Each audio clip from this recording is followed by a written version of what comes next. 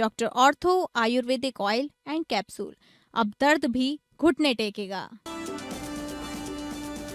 केसरिया में हुआ बंगाल, श्याम प्रसाद मुखर्जी की जन्मभूमि। बंगाल में पहली बार खिला कमल। 4 मई दीदी गई सच साबित हुई पीएम मोदी की भविष्यवाणी। असम में बीजेपी की हैट्रिक, असम के बागान में फिर खिला कमल। प्रचंड बहुमत के साथ हेमंत बिस्वा शर्मा की सत्ता में वापसी। 23,000 वोटों से हारे कांग्रेस नेता गौरव गोगोई। दक्षिण के चुनावी जंग में तमिलनाडु में टीवीके का विजय तिलक, सबसे बड़ी पार्टी बनकर उभरी टीवीके। डीएमके नेता और तमिलनाडु के सीएम स्टालिन चुनाव हारे। केरल में 10 साल बाद कांग्रेस की वापसी, तो वहीं पुडुचेरी में फिर खिला कमल। सीएम सोरेन ने पीएम मोदी को लिखा पत्र, सरना धर्म के लिए अलग कोड की फिर उठाई मांग। कहा स्वतंत्र भारत में नहीं मिल सकी अलग पहचान।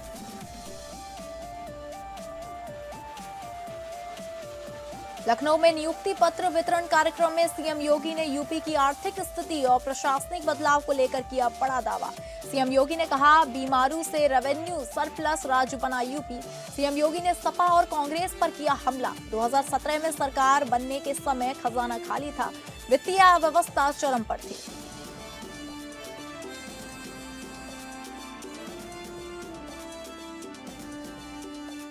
नमस्कार, मैं हूं डॉक्टर प्रसून। किसका होगा राज तिलक में आपका स्वागत है। मई 2026 के विधानसभा चुनाव के शुरुआती रुझान और एग्जिट पोल के आंकड़े भले ही शुरू में भारतीय मतदाताओं के गले से नीचे नहीं उतर रहे हैं, लेकिन अब राजनीति की तस्वीर साफ हो चुकी है। भारतीय राजनीति के मानचित्र पर एक नई इबारत लिखने लगा गया है। पश्चिम बंगाल, असम, पुडुचेरी में बीजेपी के लिए स्थितियां बेहद अनुकूल दिखाई दे रही हैं, जहां पार्टी पूर्ण बहुमत के साथ सरकार बनाने की ओर मजबूती से बढ़ रही है।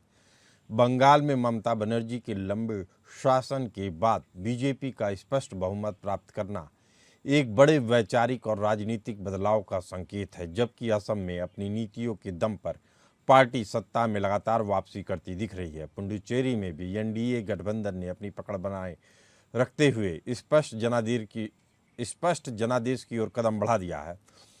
दूसरी ओर दक्षिण भारत के चुनावी नतीजे इस बार काफ़ी चौंकाने वाले और ऐतिहासिक रहने की संभावना है। केरल में दशकों से चली आ रही बारी बारी से सत्ता परिवर्तन की परंपरा को कायम करते हुए इस बार कांग्रेस के नेतृत्व वाली यूनाइटेड डेमोक्रेटिक फ्रंट यानी यूडीएफ पूर्ण बहुमत के साथ सत्ता में वापसी करती दिख रही है। लेकिन सबसे बड़ी हलचल तमिलनाडु की राजनीति में देखने को मिल रहा है, जहां से अभिनेता से राजनेता बने थलापति विजय की पार्टी तमिज़गा वेत्री कड़गम यानी टीवीके ने अपने पहले ही चुनाव में शानदार प्रदर्शन किया है।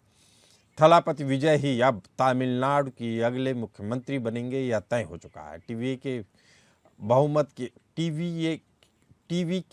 अब बहुमत के बेहद करीब पहुंच चुकी है, जिसने राज्य के पारंपरिक द्रविड़ राजनीति समीकरणों को पूरी तरह से हिलाकर रख दिया है। संभावित नतीजे क्षेत्रीय आकांक्षाओं और राष्ट्रीय राजनीति के नए संतुलन को परिभाषित करेंगे। आपको बता दें कि बंगाल चुनाव में बीजेपी अब तक 204 सीटों पे बढ़त बना चुकी है। टीएमसी 83 सीटों पे सिमटती हुई दिख रही है। कांग्रेस को 1 सीट, लेफ्ट पार्टी को 2 सीट और अन्य के खाते में 2 सीटें जा रही हैं। तमिलनाडु की बात करें तो 234 सीटों में से टीवीके को 109 सीटें मिल रही हैं, अन्ना द्रमुक को 52 सीटें और डीएमके को 65 सीटें मिलती हुई दिख रही हैं। 7 अन्य के खाते में जाती दिख रही हैं। केरलम की बात करें तो यूडीएफ को 99 सीटें, एलडीएफ को 35 सीटें, एनडीए को 3 सीटें और अन्य के खाते में 3 सीटें जा रही हैं। यानी कांग्रेस के नेतृत्व वाली यूडीएफ केरल में सरकार बनाने जा रही है। असम की बात करें तो असम में बीजेपी 102 सीटों पे बढ़त बना चुकी है और उसमें से 54 जीत भी चुकी है। कांग्रेस की बात करें तो वह 21 सीटों पे सिमट चुकी है। अन्य के खाते में 3 सीटें जा रही हैं। पुडुचेरी की बात करें तो 30 में से 30 के नतीजे आ गए हैं। एनडीए के खाते में 17 सीटें जा रही हैं, कांग्रेस के खाते में 6 और अन्य के खाते में 7 सीटें जा रही हैं। ये अभी तक के चुनाव के नतीजे हैं। जी, इसी मुद्दे पर चर्चा करने के लिए हमारे साथ मौजूद हैं विजय उपाध्याय जी, राजनीतिक विश्लेषक के तौर पे, अयान मजूमदार जी, टीएमसी प्रवक्ता के तौर पे, और अश्विनी शाही जी, बीजेपी प्रवक्ता के तौर पे। आप तीनों मेहमानों का बहुत बहुत स्वागत है। विजय उपाध्याय जी, 5 में से 3 राज्यों में बीजेपी भगवा लहरा चुकी है। इस तरह के नतीजों के बाद आपका आकलन क्या है? देखिए, ये नतीजे लगातार मेहनत, कार्यकर्ताओं के से संवाद, कार्यकर्ताओं से जुड़े रहने की कोशिश, जनता के मनोभाव को समझकर अपने चुनावी एजेंडे को सेट करना, और जो बीजेपी की लीडरशिप है, चूंकि बहुत बड़ी लीडरशिप है, बहुत लंबी लीडरशिप है, केंद्र में सरकार है और सब अनुभवी नेता हैं। कोई 3 बार का मुख्यमंत्री था, तब वो प्रधानमंत्री बना, कोई अब वहां सुनील बंसल इंचार्ज थे जिन्होंने उत्तर प्रदेश के बाद आंध्र प्रदेश में महत्वपूर्ण भूमिका निभाई, उड़ीसा में सरकार बनी और पश्चिम बंगाल में लगातार वो इंचार्ज बने रहे बहुत लंबे समय तक। ऊपर से अमित शाह जी लगे हुए थे। तो ये अगर आप मेहनत करते हैं, जुड़े रहते हैं, और बूथ कमेटी जो टीएमसी की बूथ कमेटी थी, जो पहले सीपीआई सीपीएम की बूथ कमेटी हुआ करती थी, उसके इकोसिस्टम को ब्रेक करके इन्होंने ये जीत हासिल की है। तो ये बहुत बड़ी जीत है और राजनीति फुल टाइम काम है। ये भारतीय लोकतंत्र में बीजेपी, मोदी वाली बीजेपी ने एक नए तरीके की राजनीति शुरू की, जो फुल टाइम राजनीति है, 24x7 की राजनीति है, पूरे साल की राजनीति है। इस राजनीति का ये चलिए ठीक है। अश्विनी शाही जी हमारे साथ मौजूद हैं, बीजेपी प्रवक्ता। अश्विनी जी, इस तरह की जीत पे आप क्या कहना चाहेंगे? प्रचंड हिंदुत्व की जीत है, विकास की राजनीति की जीत है, या राष्ट्रीय एकता अखंडता की जीत है? देखिए, हिंदुस्तान में रहने वाले सभी भारतीयों को और हमारे सारे पैनलिस्ट को आपके चैनल के माध्यम से बहुत बहुत साधुवाद। बीजेपी की जो प्रचंड जीत हुई, खास करके पश्चिम बंगाल में, अभी विजय जी बता रहे थे कि वहाँ के इंचार्ज और कैसे किसकी मेहनत थी, वहाँ के एक कार्यकर्ताओं की मेहनत है। 2017 के पहले जब माननीय गृह मंत्री जी उत्तर प्रदेश के इंचार्ज हुआ करते थे, उस समय उनका एक बयान याद आता है कि उन्होंने कहा था कि हम लोगों को इसके बाद पश्चिम बंगाल और उड़ीसा और पश्चिम बंगाल जीतना है। उड़ीसा हम लोगों ने जीता, फिर पश्चिम बंगाल जीता। तो ये कार्यकर्ताओं की जीत है, ये मोदी जी के कुशल नेतृत्व और देश में जो विकासोन्मुखी राजनीति की जा रही है उसकी जीत है। और सबसे बड़ी जीत ये है कि वहां के लोगों के अंदर से भय मुक्त समाज बनाने का जो वादा हमने किया है, वो भय निकालकर जो पुलिस बलों की तैनाती इलेक्शन कमीशन ने किया, वहां सीआरपीएफ का, देखिए कितना विरोधी दलों ने उसका हंगामा काटा, लेकिन कोई चुनाव मुझे तो नहीं याद आ रहा है कि रक्त रंजित नहीं हुआ हो इस चुनाव को छोड़कर। चलिए, ये बहुत बड़ी सफलता है चुनाव आयोग की, केंद्र की, राज्य सरकार के प्रशासन की भी, कि निष्पक्ष ढंग से चुनाव हुआ है और कोई भी हत्या जैसी घटनाएं अभी तक सामने नहीं आई हैं। अयान मुखर्जी जी टीएमसी प्रवक्ता हैं। अब इस वक्त आप बीजेपी को बधाई देने के मूड में हैं या अभी भी रिजल्ट का वेट करेंगे? अयान जी। नहीं, मैं बीजेपी को बधाई नहीं दूंगा, मैं इलेक्शन कमीशन को बधाई दूंगा, क्योंकि हमारा जो कॉन्टेस्ट था वो टीएमसी वर्सेस इलेक्शन कमीशन था। क्योंकि पश्चिम बंगाल में चुनाव लड़ा गया है, वो बीजेपी नहीं लड़ा था, वो इलेक्शन कमीशन लड़ा था। और पीछे से इलेक्शन कमीशन के साथ ईडी, सीबीआई से लेके बीएसएफ से लेके केंद्रीय बाहिनी से लेके सब आके लड़े थे, बैग भर भर के पैसा लेके आके लड़े थे। चलिए ठीक है, बीजेपी का जीत हुआ है, मैं बधाई देता हूँ। उम्मीद रखता हूँ कि आने वाले दिन में बंगाल के लोगों के लिए अच्छा काम करेंगे, जो वादा किया है वो निभाएंगे। हम एज ए कंस्ट्रक्टिव ऑपोजिशन काम करेंगे। चलिए ठीक है। विजय उपाध्याय जी हमारे साथ मौजूद है। विजय जी, बंगाल में भगवा जिस तरीके से लहरा रहा है, इसकी उम्मीद बहुत कम लोगों को थी कि 200 सीटें पार कर जाएगा। लेकिन जिस तरीके से वोटों का बंटवारा हुआ, ध्रुवीकरण हुआ, हिंदू एक तरफ, मुस्लिम एक तरफ, यह भारतीय राजनीति के लिए कैसे दिख रहे हैं इस समीकरण को? जी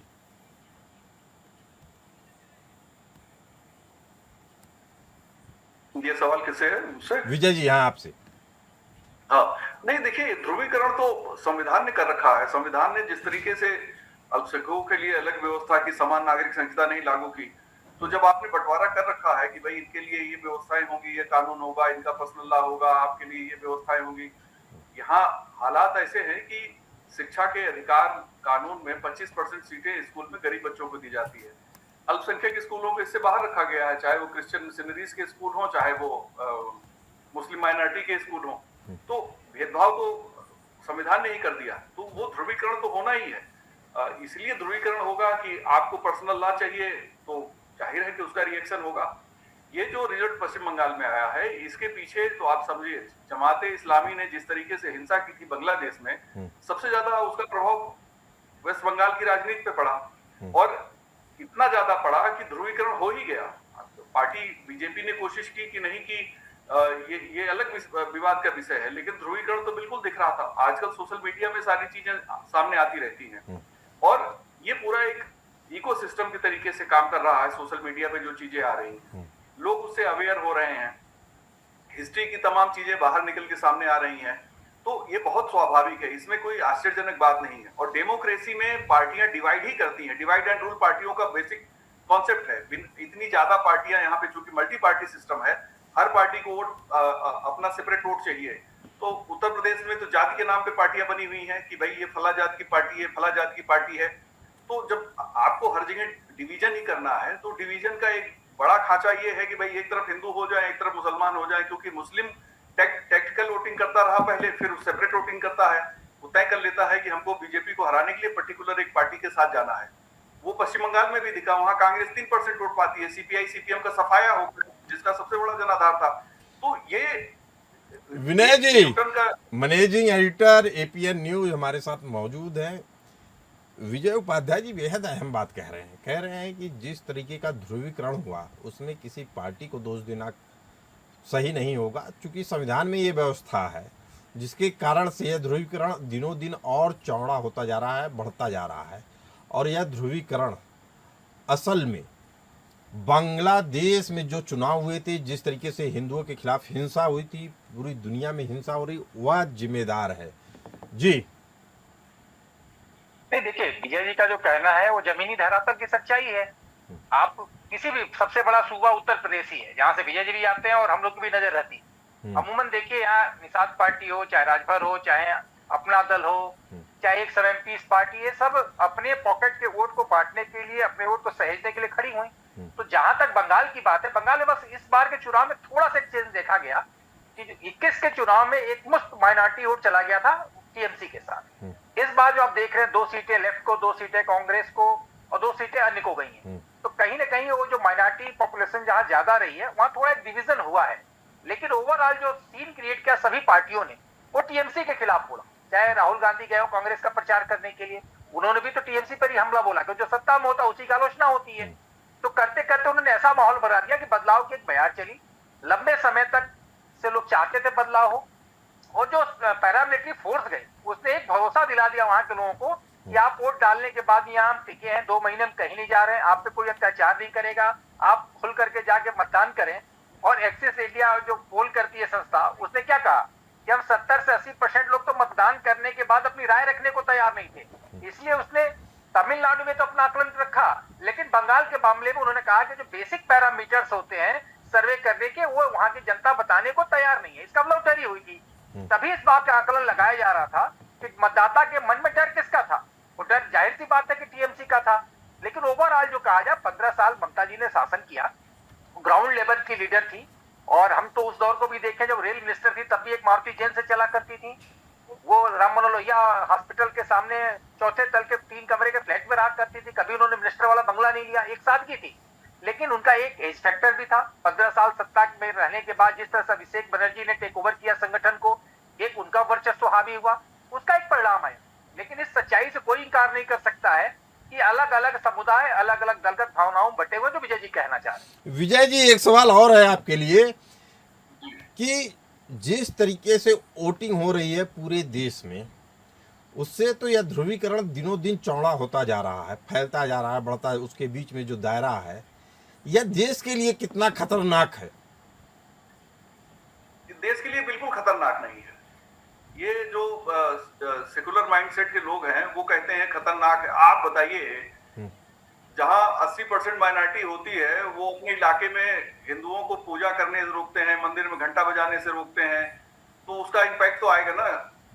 न्यूटन का थर्ड लॉ है कि जितनी क्रिया होगी उसकी प्रतिक्रिया होगी। तो बस यही सवाल और है विजय उपाध्याय जी, बता दीजिए क्या प्रतिक्रिया होगी? बंगाल में घुसपैठियों को बांग्लादेश भेजा जाएगा?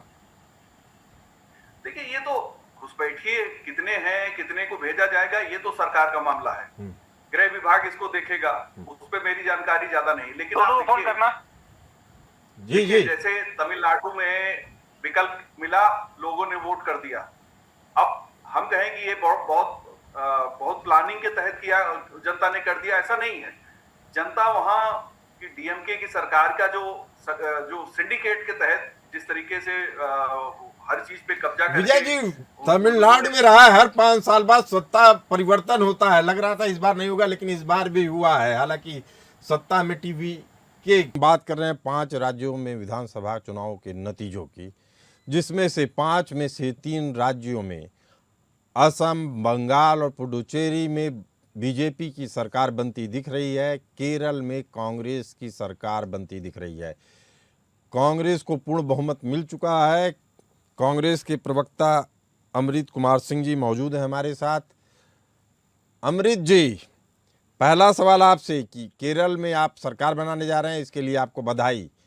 आपकी सरकार बन रही है, इसके लिए किसको श्रेय देंगे? धन्यवाद।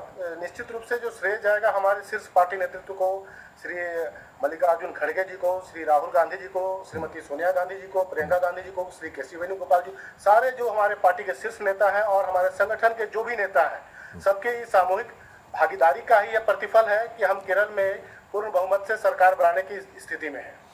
और आपसे एक सवाल ये भी पूछना चाहेंगे, बंगाल में बुरी तरह हार हुई, आसाम में बुरी तरीके से हार हुई, पुडुचेरी में भी सफाया के कगार पे हैं, तो इसके लिए किसको श्रेय देंगे? देखिए, बंगाल की जहां तक बात है, आपको शायद देखना चाहिए, पिछली बार भी हम चुनाव जब लड़े थे तो हमारे पास 0 सीट थी। उसके बावजूद भी हम 294 सीट, जो सबसे ज्यादा सीटों पे चुनाव हम लोग इस बार लड़े थे। एक राष्ट्रीय स्तर के राजनीतिक दल होने के नाते हमारे ऊपर यह दायित्व था कि हम एक प्रदेश में एक अच्छे संख्या बल के साथ हम तैयारी के साथ चुनाव लड़े और अपने पार्टी को ग्रामीण स्तर पर नीचे स्तर तक पहुंचाने के लिए, संगठन को विस्तार देने के लिए पश्चिम बंगाल में हमने चुनाव लड़ा था। जहां तक परिणाम की बात है, कुछ सीटों पे अभी भी हमारा अनुमान है कि 2 से 3 सीटों पे हम आ सकते हैं। आपका जो फरक्का का सीट है वहां पे अभी हम लीड पे चल रहे थे, तो ऐसा नहीं है कि 0 पर रहेंगे। अंतिम स्थिति आने तक हमें अनुमान है कि हम कुछ सीटों पे वहां जरूर इस बार हमारा। आप अपने प्रदर्शन से संतुष्ट हैं अमृत जी? प्रदर्शन से संतुष्ट होने की बात नहीं है, लेकिन जहां हम 0 से थे, 0 से हमने प्रारंभ किया था और हमको उससे आगे निकलना था। और सुनी जी हमारे साथ मौजूद है, सुनी जी प्रवक्ता बीजेपी। सुनी जी, आपसे यही सवाल कि आप अपने प्रदर्शन से संतुष्ट हैं, अब आगे की राह कौन? और दूसरा सवाल इसी से जुड़ा हुआ है कि बंगाल का मुख्यमंत्री कौन? देखिए, दूसरे सवाल का जवाब पहले ले लीजिए। जो संसदीय दल तय करेगा हमारे यहाँ, वो मुख्यमंत्री होगा। ये तो बड़ा सीधा सा सवाल है। रही बात आगे की राह, देखिए अब बंगाल की जनता से किए गए वादे को पूरा करना, वहां के सिंडिकेट को तोड़ना, वहां की तोलाबाजी खत्म करना, तो वहां की जनता में जो भय व्याप्त है, क्योंकि ये चुनाव, अयान जी कह रहे थे ना कि चुनाव आयोग वर्सेज जो है टीएमसी हुआ, नहीं, ये टीएमसी वर्सेज भाजपा नहीं है, टीएमसी वर्सेज चुनाव आयोग नहीं है, ये जनता बनाम ममता का चुनाव था। जनता इस समय भय मुक्त होकर बाहर निकली है और उसने वोट दिया है, क्योंकि वो मन में पनप रहा था कि अगर हम वोट डालने जाएंगे तो फिर टीएमसी के गुंडे हमको आकर चुनाव के बाद हमारे साथ हिंसा करेंगे। वो भय हम लोगों ने देखा कि निकल चुका है और उसका श्रेय जाता है चुनाव आयोग को। अगर अच्छा फ्री एंड फेयर चुनाव कराना, अब जैसे वो फाल्टा सीट है शायद, वहां पर दोबारा चुनाव हुआ, वहां पर इन लोगों ने किस तरीके से उत्तर प्रदेश के एक आईपीएस को बदनाम करने की कोशिश की। उनके जो उन्होंने जो काम किया, लेकिन चुनाव आयोग ने निसंदेह बेहतर काम किया है। पहली बार ऐसा हुआ है कि कोई हत्या नहीं हुई है इस चुनाव में। विनय राय जी मौजूद है। विनय राय जी कह रहे हैं कि संसदीय दल चुना जाएगा, औपचारिकता होती है मात्र। शुभेंदु अधिकारी ही बंगाल के मुख्यमंत्री बनेंगे या और भी चेहरे लाइन में हैं? देखिए, वैसे तो भारतीय जनता पार्टी संसदीय दल उसको नाम चिन्हित करेगी और विधानमंडल दल तय करेगा, लेकिन अभी तक का जो दृष्टिकोण दिख रहा है पार्टी का भी और संगठन के स्तर का भी, उसमें शुभेंदु अधिकारी फ्रंट फेस पर रहेंगे। लेकिन हाँ, ये जरूर है कि जो भी सरकार का गठन होगा उसमें महिलाओं की हिस्सेदारी बढ़ेगी और डिप्टी सीएम जरूर होगा, क्योंकि भारतीय जनता पार्टी की ये पूरी कोशिश है कि लंबे अरसे के बाद उसने बंगाल पर अपना कब्जा जमाया है तो सभी वर्ग को संतुष्ट कर सके, सबकी हिस्सेदारी हो। और इस समय महिला आरक्षण बड़े जोर शोर पर है और बंगाल के अंदर महिलाएं काफी प्रभावशाली रही हैं, वो सेल्फ ओरिएंटेड है। तो हमें लगता है कि भारतीय जनता पार्टी की जरूर कोशिश होगी कि कम से कम महिलाओं को एक उचित भागीदारी मंत्रिमंडल में भी दिया जाए। तो हमें अभी तक तो लगता है शुभेंदु अधिकारी ही एक मात्र अभी चेहरे हैं जो कि चुनाव के दौरान भी प्रोजेक्ट थे और अभी तक वो खास तौर पे बंगाल के चेहरे के तौर पे, पार्टी का स्थानीय चेहरे के तौर पे भी दिखाई दे रहे हैं। एक बड़ा सवाल ये भी है विनय जी कि तमिलनाडु में थलापति विजय, ये तो तय है कि मुख्यमंत्री बनेंगे, लेकिन उनकी जो संख्या बल है 2-4-10 का आंकड़ा कम पड़ रहा है। उनके पिताजी ने बोला है कि हम कांग्रेस से समझौता करेंगे। उनके पास भी महज 5 सीटें हैं, उस पर भी वह सत्ता नहीं बना पाएंगे, सत्ता नहीं पा सकते हैं। ऐसे में उनके पिताजी का यह बयान कितना गंभीरता से लेने की जरूरत है? जी, अब जीते हैं विजय जी और पिताजी अभी से फैसला करने लगे तो समझ लीजिए क्या होने वाला है पार्टी का।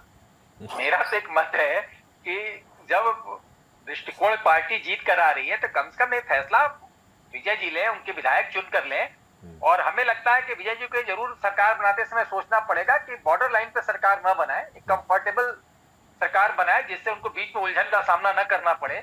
क्योंकि आज अगर कटुता करेंगे किसी दल से तो अगर 2-3 महीने बाद कोई नाराजगी गठबंधन दल में हो गई तो फिर उससे कैसे समर्थन मांगेंगे? तो कहीं ऐसा ना हो कि फिर मझधार में गाड़ी फंस जाए उनकी। विनय जी एक इसी से जुड़ा एक सवाल और है कि ये थलापति विजय किससे किसके ज्यादा करीब होंगे, डीएमके के या एआईडीएमके के? देखो, दोनों के खिलाफ लड़के आए हैं और डीएमके के साथ कांग्रेस का गठबंधन था, एआईडीएमके के साथ बीजेपी लड़ रही थी और दोनों खिलाफ उन्होंने कैंपेन किया है। तो निर्दल अगर संख्या ज्यादा, इंडिपेंडेंट अगर ज्यादा जीते होते तो हम कह सकते थे कि इंडिपेंडेंट और विजय मिलकर सरकार बना लेंगे, लेकिन वैसी स्थिति बन नहीं रही है। इस कंडीशन में उनको कंफर्टेबल देखना है कि हमको कैसे मैक्सिमम फायदा मिलेगा। तो अमूमन ऐसी चीजें देखी जाती है, बीजेपी ज्यादा वहां पर कंफर्टेबल नहीं है अभी आज की तारीख में तमिलनाडु में, और एआईएडीएमके में भी कोई ऐसा ओजस्वी लीडर नहीं है। लेकिन करुणानिधि के बाद स्टालिन ने तो काफी तमिलनाडु में राज किया है, अगर उनके साथ गठबंधन करेंगे या सिर्फ कांग्रेस से जाने सत्ता आती नहीं है। तो मुझे लगता है एआईएडीएमके के साथ अगर जाएंगे थ्रू बीजेपी तो ज्यादा उनको फायदा होगा, क्योंकि सेंटर से भी उनको मदद मिलेगी। जो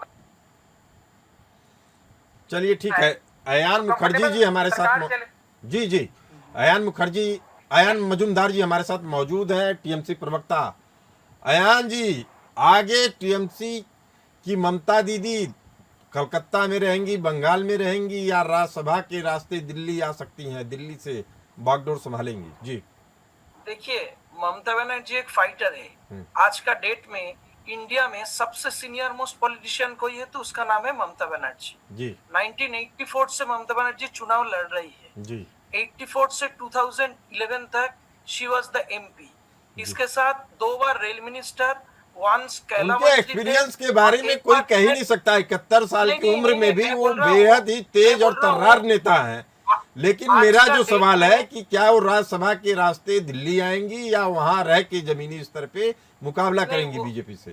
नहीं, दिल्ली आने के लिए ममता बनर्जी को राज्यसभा का टिकट नहीं चाहिए। She knows everybody very well. वो बंगाल के स्ट्रीट में ही लड़ेंगे और बंगाल के एज ए स्ट्रीट फाइटर, क्योंकि Mamata Banerjee is more known as a street fighter than an administrator. चलिए, she will remain as a street Vinay Rai ji, इस मुद्दे पे आपकी राय चाहेंगे? जाहिर सी बात है वो दिल्ली नहीं आएंगी, क्योंकि दिल्ली में आकर के जो नहीं करेंगी उससे बेहतर है कि वहां रह करके कम से कम इस्टेब्लिशमेंट के खिलाफ वो लड़ें अब। क्योंकि अगर सत्ता जाते ही अगर आप मैदान छोड़ के भाग जाएंगी तो मुझे नहीं लगता कि अभिषेक बनर्जी उतने अभी पॉपुलर हैं। ठीक है, वो इस समय सेकेंड मैन जरूर है, लेकिन फर्स्ट मैन वहां पर ममता थी। तो मुझे लगता है कि स्टेब्लिश करने के लिए ममता बनर्जी को रहना पड़ेगा। अयान मजूमदार जी ने उनका एक्सपीरियंस गिनाया, और जो यूपी के भी नेता थे अखिलेश यादव जी समाजवादी पार्टी के, वो भी छोड़ के ऊंचे सदन में चले गए, दिल्ली चले आए। राजनीति भले से वो यूपी की देखते हो, बट उनको जो कंफर्ट लेवल जो है वो दिल्ली में अलग लेवल का है। इसीलिए ये सवाल उठ रहे थे कि क्या ममता जी भी उसी रात पे चलेंगे। उत्तर प्रदेश में उनके जाने के बाद विधानसभा में सपा क्या कर रही है, आप ये भी तो देखिए ना। क्या जिस तेवर से अखिलेश यादव अपने कम संख्या 50 से भी कम थे और जब अपोजिशन में बैठे तो जिस तरीके से लड़ते थे, क्या उसी तरीके से आज की तारीख में माता प्रसाद पांडे जी लीडर पोजीशन बन के लड़ रहे हैं या उनके विधायक लड़ रहे हैं? वो गाइडेंस पे काम चलता है कि अगर अखिलेश जी को बुरा न लग जाए चलो उतना विरोध कर देते हैं। आधे विधायक तो इस तरीके के भी सपा के हैं जो तारीफ करते करते विरोध करते हैं। तो मुझे लगता है कि जब अपोजिशन में है तो अपोजिशन का एक ही सिद्धांत है, नीति सही हो या गलत हो, सरकार के खिलाफ रहो और एग्रेसिव रहो। वो ममता बनर्जी की आदत है।